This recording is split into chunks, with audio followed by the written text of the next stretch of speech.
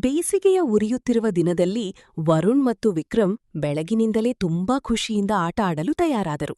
ಆಕಾಶದಲ್ಲಿ ಸೂರ್ಯ ನಿಧಾನವಾಗಿ ಏರ್ತಾ ಬಿಸಿಲು ಹೆಚ್ಚಾಗ್ತಾ ಇತ್ತು. ಆದ್ರೂ ಇಬ್ರೂ ಅದನ್ನ ಗಮನಿಸದೆ ಮೈದಾನಕ್ಕೆ ಓಡಿ ಹೋಗಿ ಕ್ರಿಕೆಟ್ ಆಡಲು ಶುರು ಮಾಡಿದರು. ಆರಂಭದಲ್ಲಿ ಎಲ್ಲವೂ ಚೆನ್ನಾಗಿಯೇ ಇತ್ತು. ನಗು, ಕಿರುಚಾಟ, ಓಟ, ಆಲ್ ಫುಲ್ ಎನರ್ಜಿ. ಬಟ್ ಸಮಯ ಕಳೆಯುತ್ತಿದ್ದಂತೆ ಬಿಸಿಲಿನ ತಾಪ ತುಂಬಾ ಜಾಸ್ತಿಯಾಯಿತು.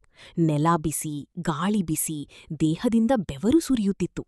ವಿಕ್ರಮ್ ನೀರು ಕುಡಿಯೋಣ ಅಂದರೂ ವರುಣ್ ಇನ್ನೊಂದು ಓವರ್ ಆಡೋಣ ಅಂತ ಹೇಳಿ ಮುಂದುವರಿಸಿದರು.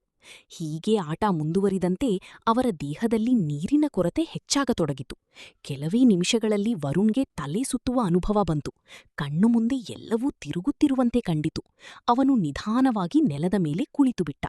ವಿಕ್ರಮ್ ಕೂಡ ದಣಿದು ಉಸಿರಾಟ ಹೆಚ್ಚಾಗಿ ಭಯಪಟ್ಟನು. ಇಬ್ಬರೂ ರಸ್ತೆ ಬದಿಯಲ್ಲಿ ನೆರಳಲ್ಲಿ ಕುಳಿತಿದ್ದರು. ದೇಹ ಸಂಪೂರ್ಣವಾಗಿ ಶಕ್ತಿಹೀನವಾಗಿ ಕಂಡಿತು.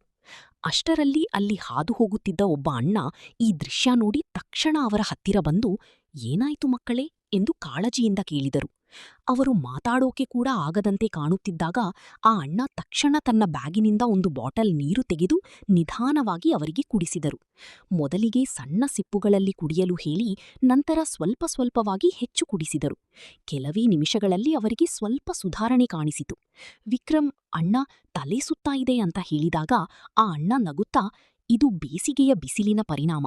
ದೇಹಕ್ಕೆ ನೀರು ಕಡಿಮೆಯಾದ್ರೆ ಹೀಗೇ ಆಗುತ್ತೆ" ಎಂದು ವಿವರಿಸಿದರು. ನಂತರ ಅವರು ಇನ್ನಷ್ಟು ತಿಳಿಸಲು ಶುರು ಮಾಡಿದರು. "ನೀವು ಆಟ ಆಡೋದು ತಪ್ಪಲ್ಲ, ಆದ್ರೆ ಸಮಯ ಮುಖ್ಯ. ಮಧ್ಯಾಹ್ನದ ಬಿಸಿಲಿನಲ್ಲಿ ಆಟ ಆಡಬಾರದು.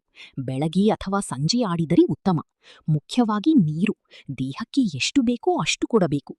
ನೀರು ದೇಹವನ್ನು ತಂಪಾಗಿಡುತ್ತದೆ, ದೇಹದ ತಾಪಮಾನ ನಿಯಂತ್ರಿಸುತ್ತದೆ, ರಕ್ತ ಸಂಚಲನ ಸರಿಯಾಗಿ ನಡೆಯಲು ಸಹಾಯ ಮಾಡುತ್ತದೆ, ದೇಹದ ವಿಷಪದಾರ್ಥಗಳನ್ನು ಹೊರಹಾಕುತ್ತದೆ ಮತ್ತು ದೇಹಕ್ಕೆ ಶಕ್ತಿಯನ್ನು ನೀಡುತ್ತದೆ.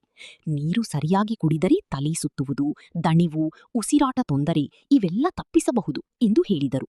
ಅಂತ ಹೇಳಿ ಅವರು ತಮ್ಮ ಬ್ಯಾಗಿನಿಂದ ಒಂದು ಬಾಟಲ್ ಮಜ್ಜಿಗೆ ತೆಗೆದುಕೊಟ್ಟರು. "ಇದನ್ನು ಕುಡಿಯಿರಿ" ಅಂದರು. "ಮಜ್ಜಿಗೆ ಕುಡಿಯಿರಿ" ಅಂದರು.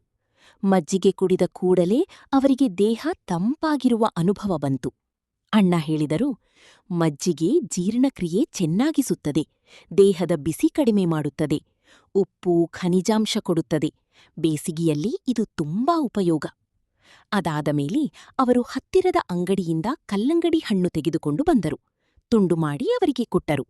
ಸಿಹಿಯಾದ ಕಲ್ಲಂಗಡಿ ತಿಂದ ಮೇಲೆ ವರುಣ್ ಮತ್ತು ವಿಕ್ರಮ್ ಮುಖದಲ್ಲಿ ಮತ್ತೆ ನಗು ಕಾಣಿಸಿತು. ಆಗ ಆ ಅಣ್ಣ ಕಲ್ಲಂಗಡಿ ಹಣ್ಣಿನ ಮಹತ್ವವನ್ನು ವಿವರಿಸಿದರು. ಕಲ್ಲಂಗಡಿ ಹಣ್ಣಿನಲ್ಲಿ ಸುಮಾರು 90%ಗಿಂತ ಹೆಚ್ಚು ನೀರಿನಾಂಶ ಇರುತ್ತದೆ. ಇದು ದೇಹವನ್ನು ತಂಪಾಗಿಡುತ್ತದೆ, ದೇಹದಲ್ಲಿ ನೀರಿನ ಕೊರತೆಯಾಗದಂತೆ ನೋಡಿಕೊಳ್ಳುತ್ತದೆ, ಚರ್ಮವನ್ನು ಹೈಡ್ರೇಟ್ ಮಾಡುತ್ತದೆ, ಹೃದಯ ಆರೋಗ್ಯಕ್ಕೂ ಸಹಾಯ ಮಾಡುತ್ತದೆ ಮತ್ತು ಬಿಸಿಲಿನ ದಾಹವನ್ನು ಕಡಿಮೆ ಮಾಡುತ್ತದೆ. ಇದು ತಿನ್ನೋದರಿಂದ ದೇಹಕ್ಕೆ ತಕ್ಷಣ ಶಕ್ತಿ ಸಿಗುತ್ತದೆ ಎಂದು ಹೇಳಿದರು. ಆ ಮಾತುಗಳು ಇಬ್ಬರ ಮನಸ್ಸಿಗೆ ತುಂಬಾ ತಟ್ಟಿದವು. ಅವರು ತಮ್ಮ ತಪ್ಪನ್ನು ಅರಿತುಕೊಂಡು, "ಇನ್ನು ಮುಂದೆ ನಾವು ಬಿಸಿಲಿನಲ್ಲಿ ಆಟ ಆಡೋದಿಲ್ಲ, ಸಾಕಷ್ಟು ನೀರು ಕುಡಿಯುತ್ತೇವೆ, ಮಜ್ಜಿಗೆ ಮತ್ತು ಕಲ್ಲಂಗಡಿ ಹಣ್ಣುಗಳನ್ನು ಸೇವಿಸುತ್ತೇವೆ" ಎಂದು ಹೇಳಿದರು. ಆ ದಿನದಿಂದ ಅವರ ಜೀವನ ಶೈಲಿ ಸಂಪೂರ್ಣ ಬದಲಾಯಿತು.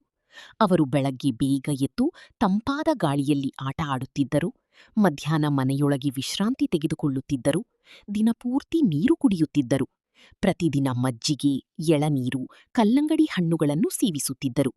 ಕೆಲವೇ ದಿನಗಳಲ್ಲಿ ಅವರ ದೇಹ ಆರೋಗ್ಯವಾಗಿಯೂ ಮನಸ್ಸು ಹರ್ಷದಿಂದ ಕೂಡಿತ್ತು. ಬಿಸಿಲು ಇದ್ದರೂ ಅವರು ಅಸ್ವಸ್ಥರಾಗಲಿಲ್ಲ. ಆ ದಿನದ ಅನುಭವ ಅವರಿಗೆ ಒಂದು ದೊಡ್ಡ ಪಾಠ ಕಲಿಸಿತು.